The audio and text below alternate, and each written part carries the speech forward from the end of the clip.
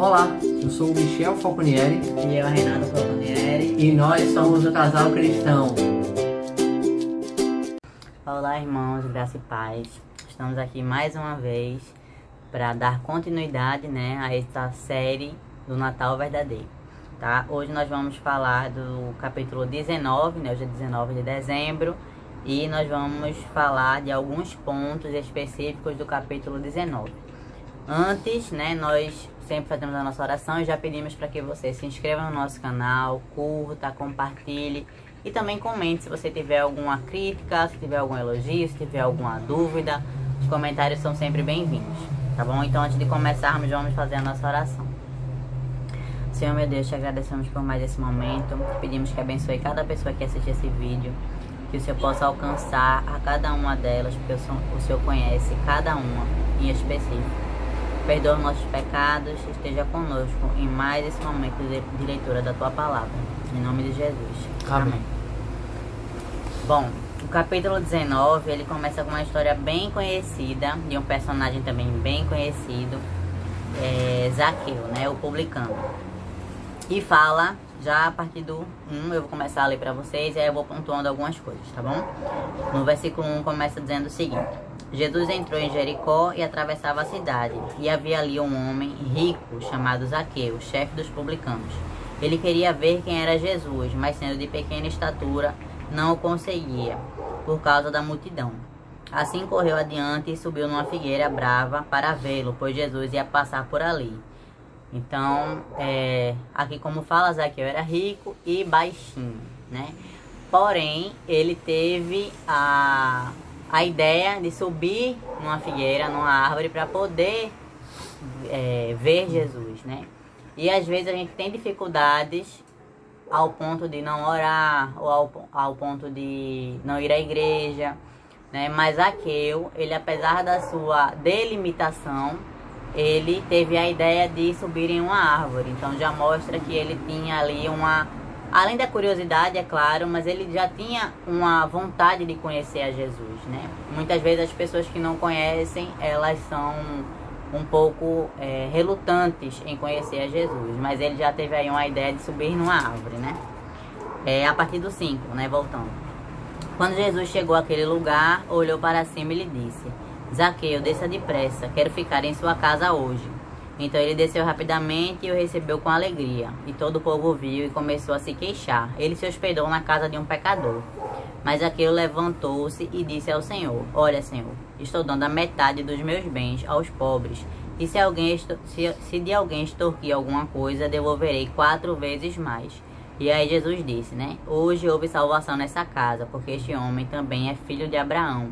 Pois o Filho do Homem veio buscar e salvar o que estava perdido. Amém. Amém. Então, as pessoas acabam falando, que ele é pecador, que Jesus passou ali e ficou lá com ele, com um pecador. E as pessoas começam a murmurar a respeito disso. E aí acontece dele dizer que ele ia dar metade dos bens deles aos pobres. E o fato dele ter, já prejudicado outras pessoas, ele disse que o que ele tinha extorquido, ele ia devolver em 4 vezes mais. Então, tem versões, se eu não me engano, que diz que houve salvação nessa casa, porque um pecador se arrependeu. Então, Deus se alegra muito quando a gente se arrepende dos nossos atos, a gente tenta melhorar, a gente pede perdão às pessoas que a gente magoou, se porventura você enganou alguém, você restitui aquele engano que você causou, ou a perda que você causou para alguém, Então, traz pra gente a questão de arrependimento, que Deus, ele tem prazer quando um pecador se arrepende, tem festa nos céus quando um pecador se entrega a Deus, se entrega a Jesus. E Zaqueu, apesar dele ser uma pessoa de baixa estatura, que tinha tanta gente ali naquele meio, e ele ainda assim conseguiu subir numa árvore, alcançar e avistar Jesus. Então a gente tem que trazer para o nosso tempo essa lição de buscar a Jesus. Não importa os problemas, não importa o que aconteça, não importa qual seja a tua baixa estatura, qual seja o teu problema. mas que você tenha meios de buscar Jesus, seja porque alguém da sua família te convida para ir à igreja, seja porque alguém te deu um livro, como a gente sempre fala aqui, evangelização, né? Se você tem alguém te convidando, te dando algum presente, algum livro, tenta estudar a Bíblia, tenta conhecer a Deus, né? Faz como Zaqueu, sobe numa árvore, né? Seja essa árvore um livro, seja essa árvore um convite para ir para a igreja, que você possa, que nós, né, possamos aprender com Zaqueu a buscar a Jesus e nos arrependermos dos nossos pecados, seja ele quais forem. É isso aí, amados. O mais importante, e na verdade o mais interessante que eu acho da história de Zaqueu, é quando ele fala diretamente para Jesus que se ele defrauda alguém, ele restitui 4 vezes mais, tá? E ele está fazendo isso uma referência ao Antigo Testamento, onde se diz que quando você causa qualquer tipo de prejuízo a uma pessoa, você deve restituí-la 4 vezes mais, tá bom? Então, lendo aqui, após Jesus falar com Zaqueu, Jesus também fala um pouco sobre o reino de Deus. Então ele fala a parábola das 10 minas, que também é um pouco, bem parecida na verdade, com a parábola dos talentos, lá em Mateus, tá? Onde ele fala que um senhor bem poderoso, ele vai sair para conquistar um reino e deixa minas aos cuidados daqueles 3 servos. Ele dá 10 para uma, 5 para outra e uma mina para um outro servo. Então ele viaja, alguns cidadãos daquela terra não querem que ele governe sobre aquela terra, então ele volta e encontra com 10 talentos, entrega 20, o de 5 entrega 10 e aquele de 1 talento só, que no caso, nesse caso aqui é uma mina, ele devolve a enrolada num lenço. Então o senhor daquele servo fala, né, servo mau, então fala do castigo daquele servo. Se a gente for levar em consideração a parábola dos talentos, ela tem praticamente o mesmo princípio, que é a respeito dos dons que Deus dá a gente, para que eles sejam usados da melhor forma possível. Se você tem um dom que Deus lhe deu, sejam recursos, seja tempo, você deve usar da melhor maneira possível. Você deve ser rico para com Deus e utilizar os seus recursos para promover a alegria e bênçãos na vida de outras pessoas. Aquele que se recusa a usar os seus talentos para o bem, usar os seus talentos para algo promissor que vá beneficiar o reino de Deus, a sua salvação ou a salvação de uma outra pessoa. Aquela pessoa que não usa os seus dons para isso, ela provavelmente irá perecer. Então eu não vou fazer uma explanação aqui da parábola das 10 minas. Dá uma olhada lá na parábola dos talentos. A gente vai deixar um card aqui que a gente fez uma explanação sobre essa parábola. E então após isso tem a entrada triunfal de Jesus em Jerusalém. Eu particularmente acho essa passagem magnífica, porque fala o quanto Jesus, o nosso rei, o nosso mestre, ele foi humilde, certo? O maior exemplo de humildade não existiu e o maior exemplo era Jesus. Então você pode dar uma lida aí do verso 28 ao verso 40. Jesus estava a caminho lá de Jerusalém. Ele passa perto do Monte das Oliveiras.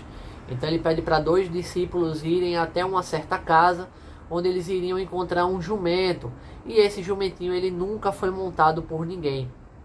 Então aqueles discípulos deveriam seguir a ordem de Jesus, ir até aquela casa. E quando aqueles homens, né, aqueles discípulos, eles fossem abordados pelo dono do jumento a perguntar: o que é que vocês estão fazendo? Por que estão soltando o jumentinho? Então os discípulos deveriam responder: porque o mestre precisa deles. Então os discípulos encontraram o jumentinho, fizeram da mesma forma que Jesus pediu para que eles procedessem. O senhor lá do jumentinho perguntou, indagou a eles porque eles estavam soltando aquele jumento. Então eles falavam: porque o senhor precisa deles, tá? Então eu gostaria muito de ler essa passagem para vocês a partir do verso... Então vamos fazer a leitura aqui a partir do verso 35, que diz: então o trouxeram e, pondo suas vestes sobre ele, ajudaram Jesus a montar. Indo eles, estendiam no caminho as suas vestes, e quando se aproximava da descida do Monte das Oliveiras, toda a multidão dos discípulos passou jubilosa a louvar a Deus em alta voz por todos os milagres que tinham visto, dizendo: Bendito é o Rei que vem em nome do Senhor. Paz no céu e glória nas maiores alturas. Ora, alguns dos fariseus lhe disseram em meio à multidão: Mestre, repreende os teus discípulos.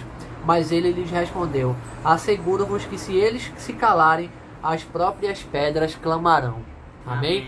Eu acho maravilhosa essa passagem de como Jesus ele poderia ter vindo num alazão, num belíssimo cavalo ou um camelo belíssimo, mas não, ele veio num jumentinho.